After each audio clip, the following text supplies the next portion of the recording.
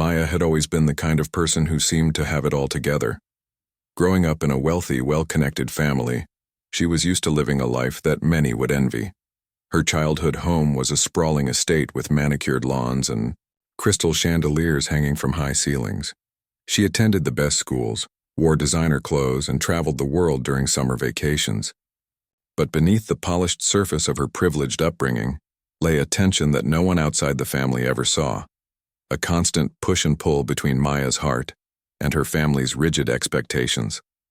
From an early age, Maya learned that her family valued appearances above everything else. Her parents weren't just proud of their wealth, they were obsessed with maintaining their status in society. Every decision they made, whether it was choosing which charity events to attend or deciding who their children should befriend, was calculated to preserve their reputation. Maya often felt like she was living under a microscope, with every move scrutinized and judged. Yet, despite the pressure, she managed to carve out her own path. She excelled academically, pursued architecture as her career, and dreamed of designing spaces that brought people joy and comfort. But there was one area where Maya refused to compromise: love. Unlike her siblings, who followed their parents' advice when it came to dating and marriage, Maya believed that relationships should be built on genuine connection, not convenience or social standing. That belief led her to Marcus, a man whose presence lit up every room he entered. Marcus wasn't part of her parents' elite circles. He didn't come from old money or attend prestigious universities. But what he lacked in those superficial qualities, he more than made up for with his character. He was smart, hard-working, and deeply compassionate. As an entrepreneur, he ran a successful business while also dedicating time to mentoring young people in underserved communities. To Maya, Marcus was everything she could ever want in a partner: kind, ambitious, and fiercely loyal. Their relationship started innocently enough, with chance meetings at mutual friends' gatherings and long conversations over coffee. At first, Maya kept things casual, knowing how her family might react if they found out about him. But as time went on, it became impossible to deny the depth of her feelings. Marcus understood her in ways no one else did. He appreciated her quirks, supported her dreams, and challenged her to grow. For the first time in her life, Maya felt truly seen and loved for who she was, not for the name she carried or the bank account attached to it. When Maya finally introduced Marcus to her family, the reaction was exactly what she feared. Her father barely acknowledged him, dismissing him with a curt nod before retreating to his study. Her mother plastered on a fake smile but couldn't hide the disapproval in her eyes. Even her older brother, usually the more laid-back member of the family, made snide comments about Marcus's lack of pedigree. The message was clear: Marcus wasn't good enough for them, and the fact that he was black only added fuel to their prejudice. Despite the icy reception, Maya stood firm. She knew her family wouldn't understand right away, so she tried to bridge the gap by inviting Marcus to family dinners and holiday celebrations. But each attempt only highlighted the divide. Conversations fizzled into awkward silences whenever Marcus spoke about his work or shared stories from his childhood. Subtle jabs about his background slipped into casual remarks, making Maya cringe. Once, during a Thanksgiving dinner, her uncle asked Marcus if he planned to move up someday, implying that his current achievements weren't impressive enough. The comment stung, but Marcus handled it with grace, deflecting the insult with humor and poise. As months turned into years, Maya hoped her family would eventually warm up to Marcus. After all, how could anyone spend time with him and not see how wonderful he was? But instead of softening, their resistance hardened.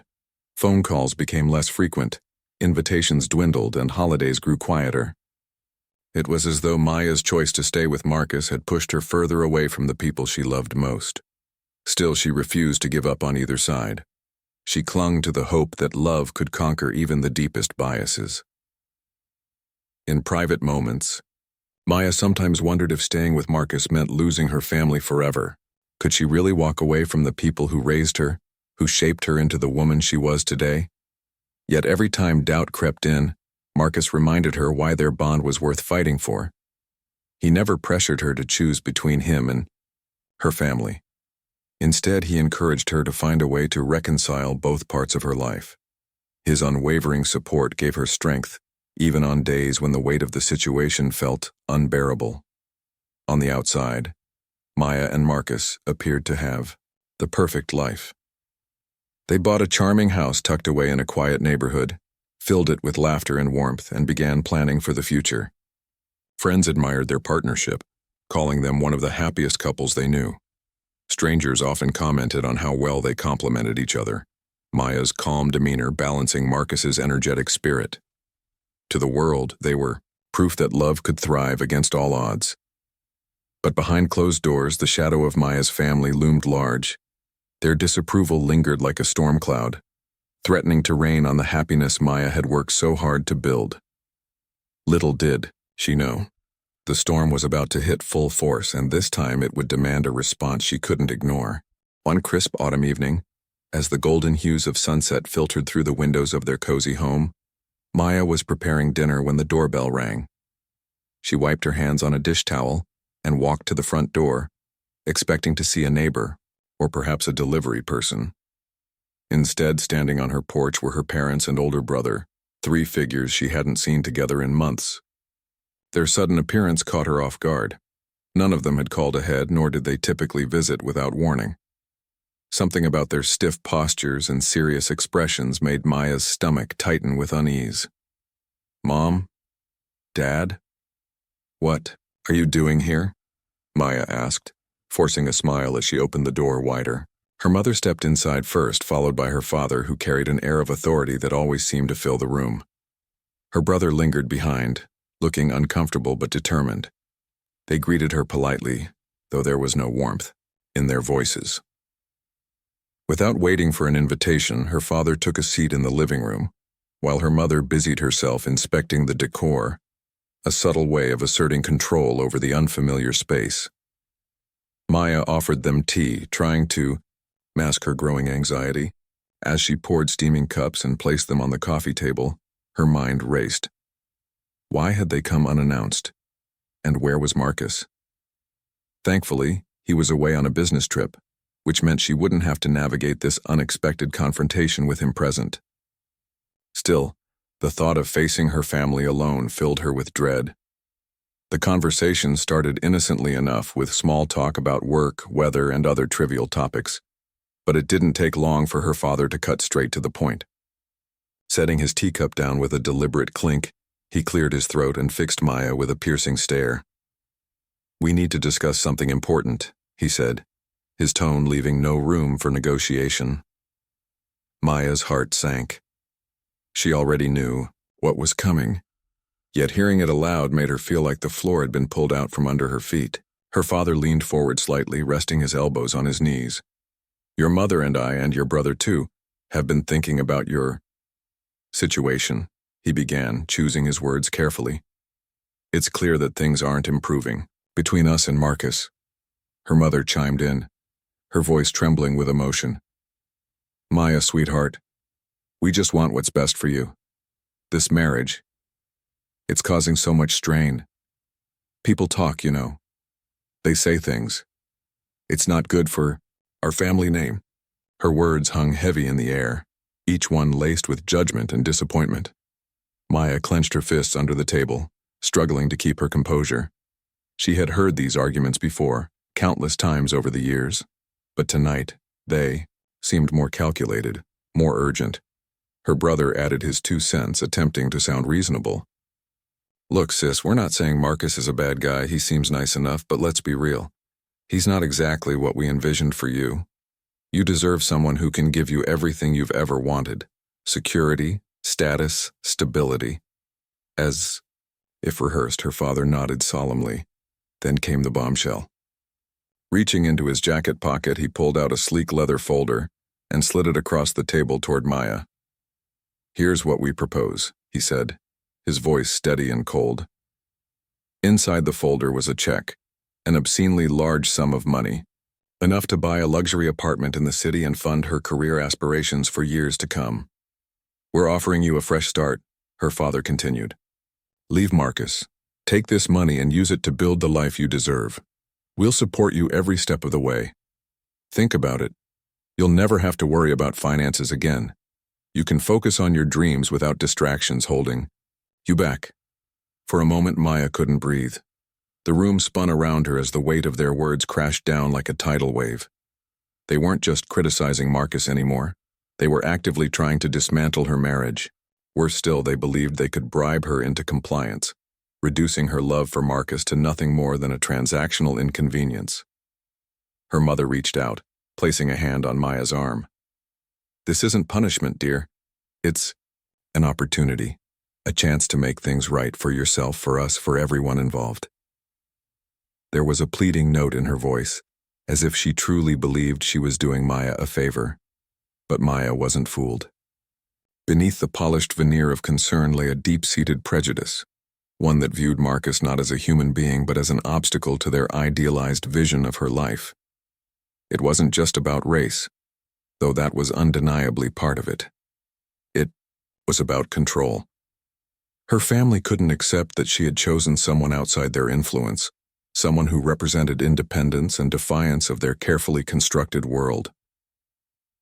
Tears pricked at the corners of Maya's eyes, but she refused to let them fall. She stared at the check on the table, feeling a mix of anger, betrayal, and disbelief. How could they think this was acceptable? Did they really believe she would trade her husband, the man she loved more than anything, for a stack of paper? Her silence unnerved them. Her father shifted uncomfortably in his seat while her mother fidgeted with the hem of her blouse. Her brother avoided eye contact altogether, focusing instead on the pattern of the rug beneath his shoes. Finally, unable to bear the quiet any longer, her father spoke again. "Maya, we're giving you a chance to fix this. Don't throw it away because of misplaced loyalty." Misplaced loyalty. The phrase echoed in Maya's mind, making her blood boil. Loyalty wasn't misplaced when it was rooted in truth, respect, and unconditional love. If anything, her family's actions were the epitome of misplaced priorities.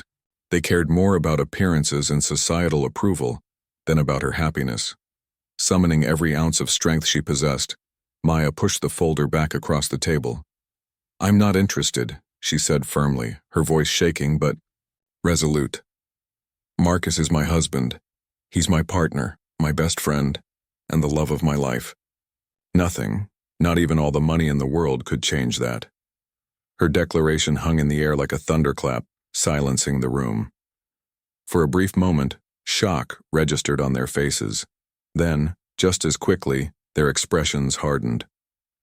Her father's jaw tightened, and her mother's eyes welled with tears, not of sadness but of frustration. Her brother sighed heavily, shaking his head as if to say, "Why does she have to be so difficult?" The rest of the visit passed in tense silence. Maya refused to engage further, knowing anything she said would only fuel their resentment. When they finally left, slamming the door behind them, she collapsed onto the couch, overwhelmed by a whirlwind of emotions. Betrayal, anger, sadness, but above all, determination. She realized then that this wasn't just about her marriage. It was about standing up for her values, her choices, and the kind of life she wanted to live. Little did Maya know, this confrontation was only the beginning. Her family's ultimatum had forced her hand, pushing her to confront truths she'd long avoided. And when Marcus returned home, the storm brewing within her would erupt into action, a response that would leave her family reeling and redefine the boundaries of her relationships forever. After her family's abrupt departure, Maya sat alone in the dimly lit living room, staring at the untouched folder on the table. The check inside might as well have been a brick. It weighed heavily on her mind, symbolizing everything her family thought she was worth and how little they valued her choices. She felt raw, exposed, as if they had stripped away every layer of pretense and laid bare their true feelings about her marriage. Their words echoed in her head. "Leave Marcus. Think about your future, you deserve better." But what hurt most wasn't the insult to Marcus. It was the implication that she couldn't make decisions for herself, that her love for him was somehow invalid or misguided. For hours, Maya wrestled with conflicting emotions. Anger bubbled beneath the surface, but it mingled with sadness and confusion. Memories flooded back, of holidays spent tiptoeing around her parents' expectations, of dinners where Marcus tried so hard to fit in, only to be met with thinly veiled disdain. She remembered the way her father would glance at Marcus during conversations, his eyes narrowing slightly, as though sizing him up and finding him lacking. She recalled her mother's forced smiles and awkward silences whenever Marcus spoke about his work or shared stories from his childhood. Even her brother, usually the more approachable sibling, had once joked that Maya could do better than someone who didn't come from their world. The truth was, her family hadn't just rejected Marcus. They had rejected her too. By refusing to accept her choice of partner, they were telling her that her judgment, her heart, and her happiness didn't matter. And yet, despite all this, Maya still loved them. They were her blood, her roots. Growing up, they had provided for her, guided her, shaped her into the woman she was today. How could she reconcile that love with the pain they caused? When Marcus walked through the door later that evening, his cheerful greeting brought Maya out of her spiraling thoughts. He set down his suitcase and noticed immediately that something was wrong. Her face was pale, her eyes red-rimmed, and her usual warmth was replaced by a distant, troubled expression. Concern etched across his features. He knelt beside her and took her hands in his. "Hey, what's going on? Are you okay?" At first, Maya hesitated. She didn't want to burden Marcus with her family drama. Over the years, he'd endured enough criticism and prejudice without needing to shoulder the weight of this latest betrayal. But looking into his kind, steady eyes, she realized she couldn't keep it from him. This wasn't just her problem. It was theirs.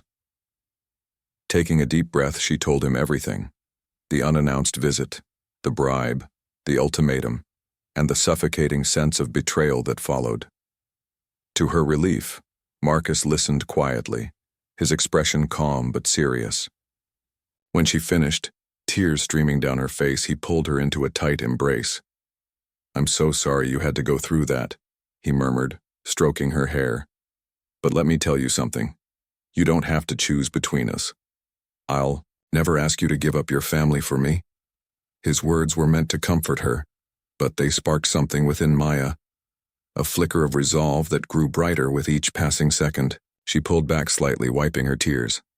"That's just it, Marcus," she said, her voice trembling but firm. "I shouldn't have to choose, and I won't. You're my husband, my partner, my family now. If they can't see how amazing you are, then maybe they don't deserve to be part of my life anymore." Marcus looked at her, his brow furrowed with concern. "Are you sure about this? It's not going to be easy. Cutting ties with your family, it's a big step." Maya nodded, her jaw set with determination. "I know it won't be easy, but I've spent my whole life bending to their will, trying to make them happy. I can't do that anymore, not when it means sacrificing the person I love most.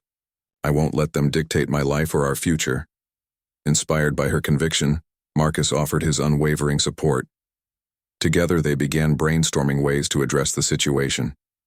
While Marcus encouraged Maya to stand her ground, he also reminded her that reconciliation might still be possible if her family was willing to change. That thought planted a seed in Maya's mind. What if she could turn the tables on them? What if she could force them to confront their biases instead of simply walking away? By the time morning arrived, Maya had formulated a plan. It wouldn't be easy, and there were no guarantees it would work, but she knew she had to try.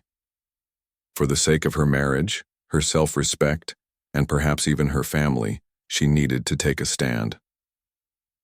Over the next 2 days, Maya drafted a document, a formal agreement outlining specific steps her family would need to take if they wanted to remain part of her life. She researched organizations that specialized in racial bias training and conflict resolution, compiling a list of resources they could use to educate themselves.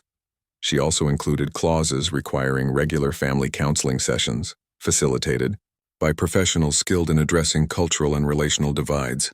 The goal wasn't punishment, it was healing.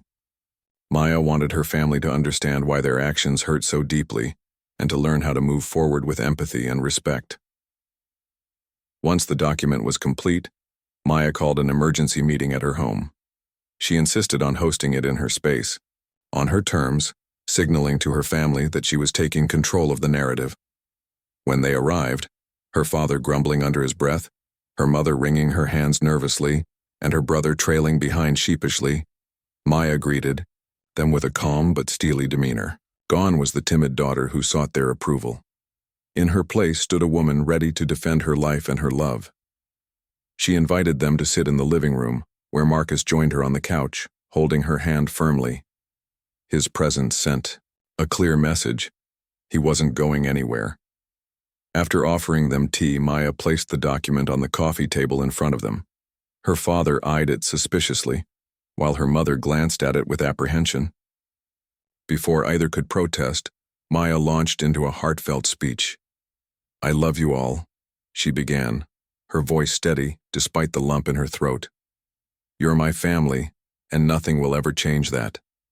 But I can't ignore the fact that your behavior has caused me, and Marcus, a lot of pain. Your refusal to accept him isn't just about race, it's about fear. Fear of losing control over my choices. Fear of change. Fear of seeing the world differently than you always have. And until you address those fears, we'll never truly be able to move forward." Her father opened his mouth to interrupt, but Maya held up a hand, stopping him mid-sentence. "Please, let me finish. I've spent my entire life trying to please you, to live up to your expectations. But I'm done doing that at the expense of my happiness. Marcus is my husband.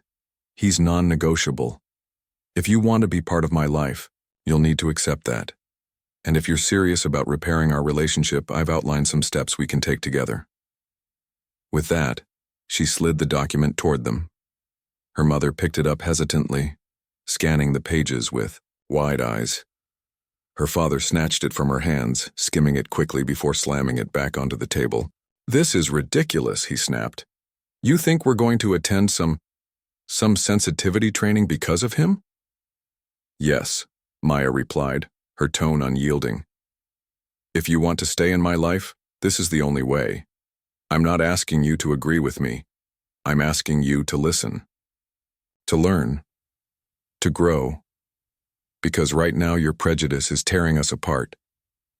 And I won't let that happen anymore."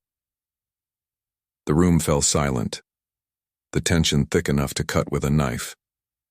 Her father's face turned red with anger, and for a moment, Maya feared he might explode. Instead, he stood abruptly, muttered something under his breath, and stormed out of the house, slamming the door behind him. Her brother hesitated, glancing between Maya and Marcus before following their father outside. But her mother stayed.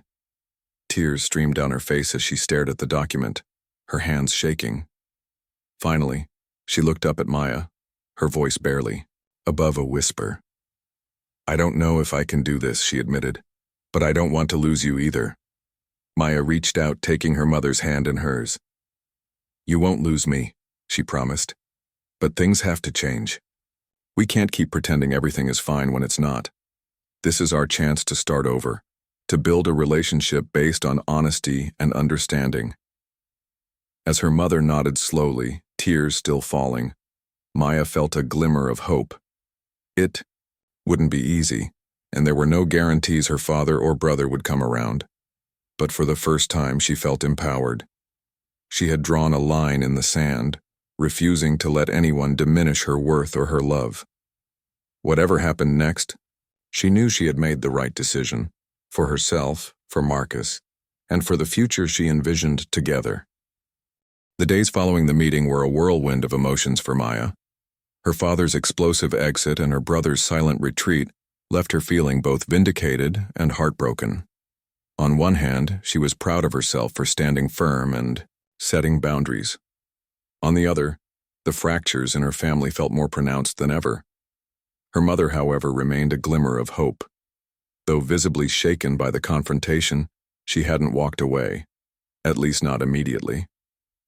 That small act of staying behind gave Maya the courage to believe reconciliation might still be possible.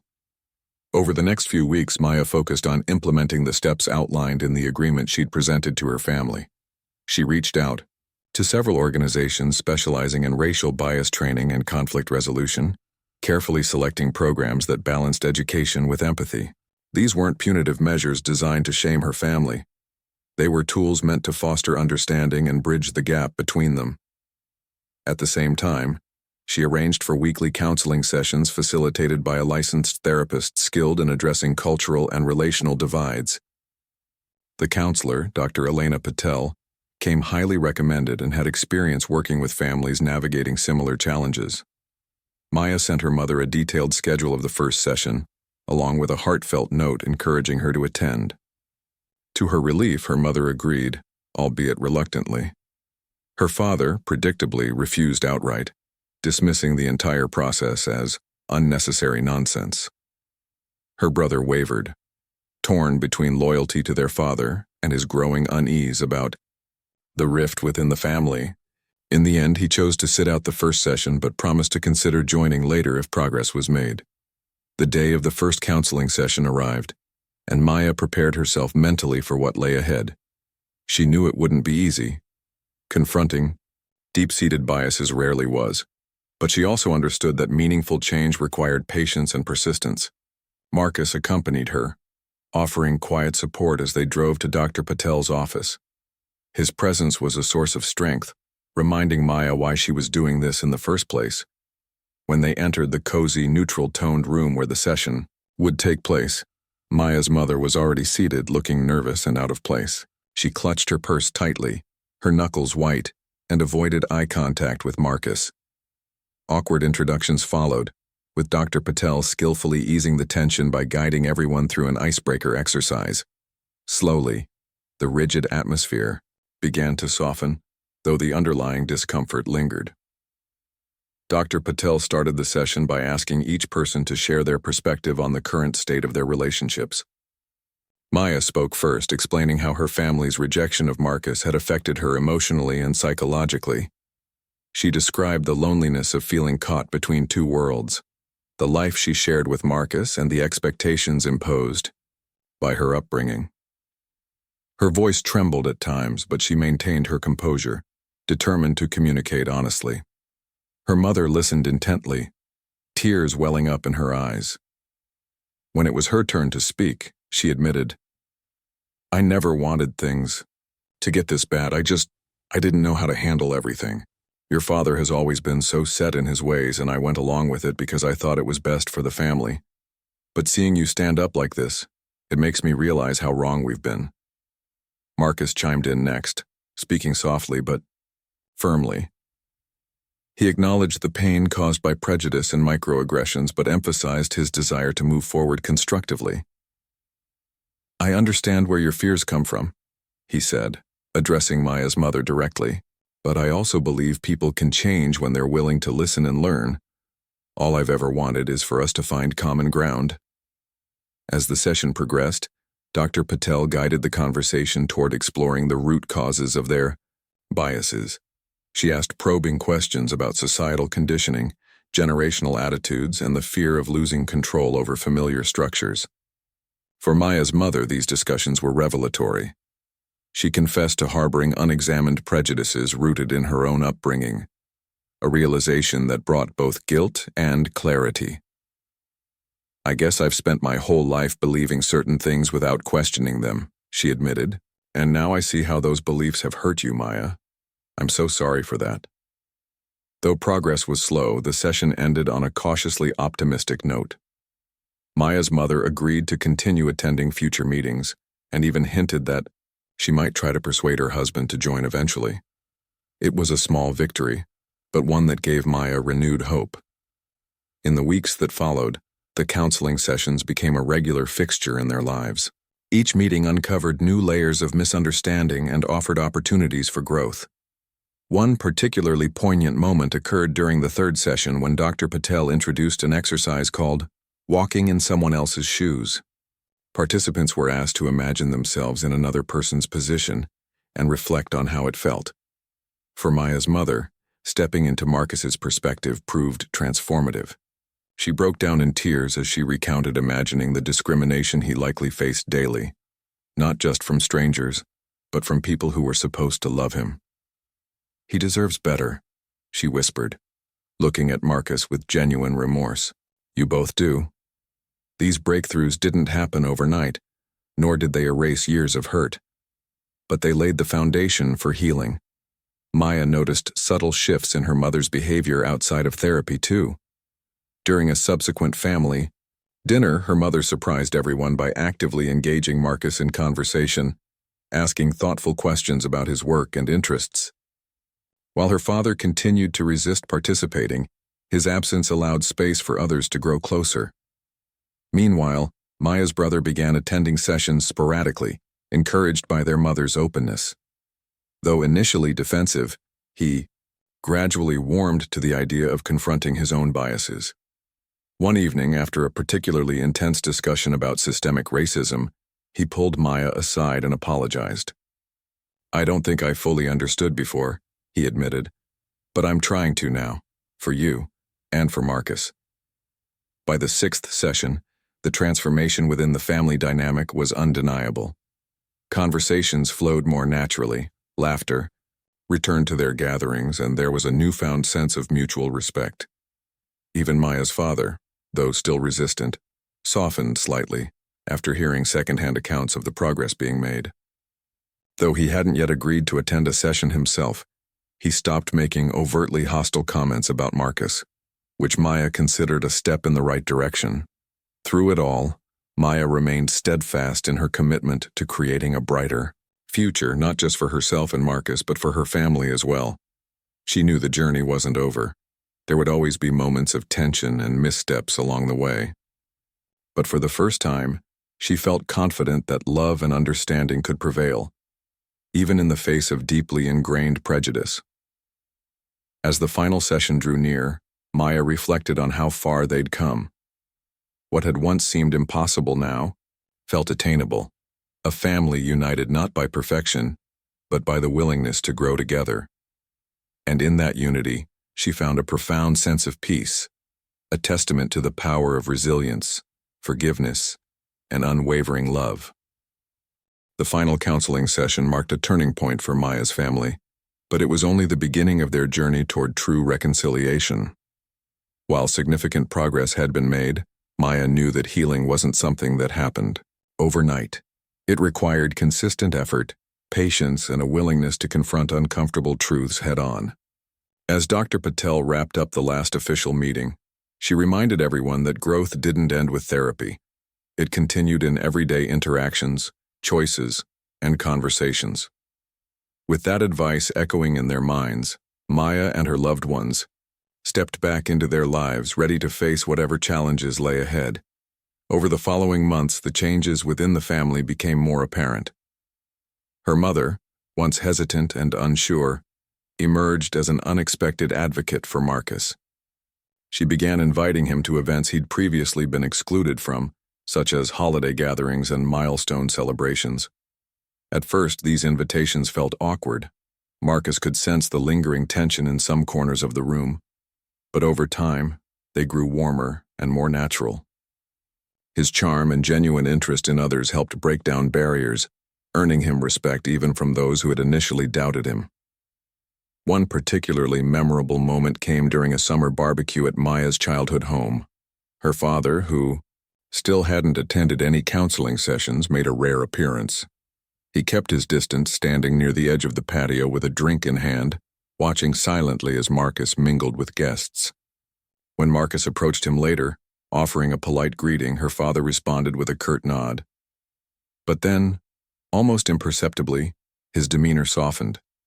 They exchanged a few words about sports, a topic neither expected to bond over, and though the conversation was brief, it planted a seed of connection. For Maya, witnessing this small interaction filled her with cautious optimism. Change might be slow, but it was happening. Her brother also underwent a noticeable transformation.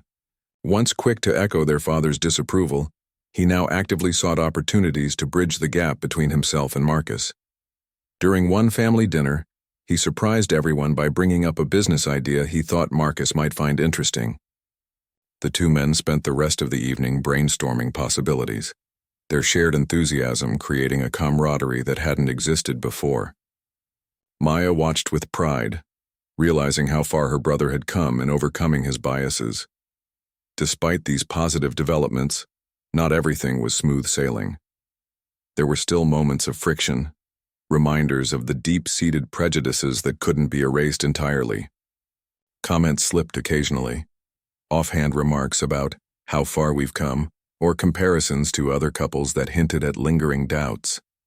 Each time this happened, Maya addressed it directly, refusing to let harmful patterns persist unchecked. She encouraged open dialogue, reminding her family that mistakes were part of the process as long as they were acknowledged and corrected. Through it all, Marcus remained a pillar of strength and grace. He never demanded perfection from Maya's family. Instead, he celebrated their incremental progress while gently challenging them when necessary. His ability to remain patient and forgiving inspired Maya to do the same. Together, they created a safe space where difficult conversations could happen without fear of judgment or retaliation. This dynamic allowed relationships to deepen organically, fostering trust and mutual understanding. As the seasons changed, so did the fabric of Maya's family.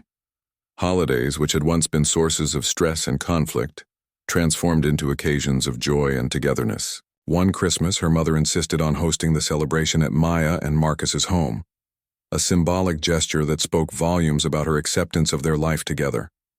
Gifts were exchanged, laughter filled the air, and for the first time in years, Maya felt truly at peace surrounded by her loved ones.